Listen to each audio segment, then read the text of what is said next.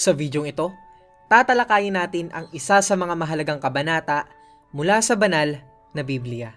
Ang kwento ng pagbigay ng Diyos kay Moses ng 10 utos ng Diyos. Tara na't samahan natin si Moses sa kanyang pag-akyat sa bundok ng Sinai upang makatanggap ng moral at etikal na mga batas mula sa Diyos. Ang paghahanda sa pagharap kay Yahweh. Nang dumating sa pampang ng bundok ng Sinai, hinanda ni Moses ang mga tao na harapin ang Diyos. Nagbigay ng mga paunang utos si Yahweh kay Moses na nagpapaalala sa kanyang bayan na sinay hinirang at itinuring na natatangi. Ang pagsiklab ng langit at ang kautusan ng Diyos.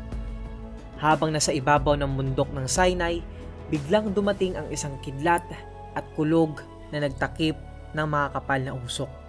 Sa gitna ng malakas na pag-ulan, bumaba si Yahweh at ipinaalam ang 10 utos bilang mga batas na dapat sundin ng kanyang bayan. Ang 10 utos ng Diyos.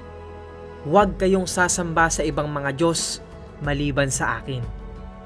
Huwag kayong gagawa ng mga Diyos-Diyosan na anyo ng anumang bagay sa langit o sa lupa o sa tubig. Huwag ninyong gagamitin ang pangalan ko sa walang kabuluhan. Alalahanin mo ang araw ng Sabat at ituring ito na banal.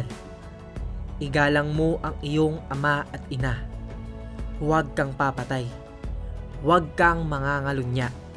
Huwag kang magnanakaw. Huwag kang magbibintang sa iyong kapwa. Huwag ninyong pagnanasaan ang pagmamay-ari ng inyong kapwa. Nang marinig ng mga tao ang tunog ng trumpeta at kidlat, pati ang pag-usok ng bundok, natakot sila at sinabi nila kay Moses na kung maaari, huwag nilang marinig ang boses ng Diyos, sapagkat sila ay mamamatay. Dahil sa takot, ito ang naging tulay upang hindi sila magkasala. Maraming salamat sa pakikinig sa ating kwento ngayon.